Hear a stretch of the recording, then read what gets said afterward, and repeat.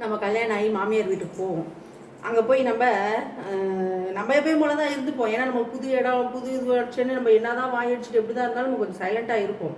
ஆனால் வந்து நம்ம மாமியார் மாமனார்லாம் சொல்லுவாங்க, என் பிள்ளை வந்து கல்யாணத்துக்கு முன்னாடி அப்படி இருப்பான், என் பிள்ளை இப்படி இருப்பான், இப்போ மாறிட்டான். அந்த மூதேவி கல்யாணத்துக்கு முன்னாடிலேருந்து யாரோடையும் ஒட்டாது, துண்டா இருக்கும். அது வந்து பெருமையாக பேசிப்பாங்க. அது கல்யாணம் ஆனதுக்கப்புறம் பண்ணோம்னா நீ தான் வந்து பண்ணிட்ட அப்படின்வாங்க.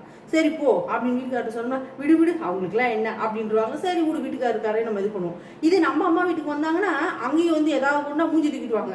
ஐயோ அது மாதிரிலாம் பண்ணாதீங்க, நம்ம சமாளிச்சு வச்சுட்டு நம்ம கோவத்தை காட்டிட்டு சரி நம்ம புருஷன் நம்ம வீட்டில் விட்டு கொடுக்க கூடாது, நம்ம வீட்டில் இல்லை நான் தான் பண்ணேன்னு சொல்லிடுவோம்.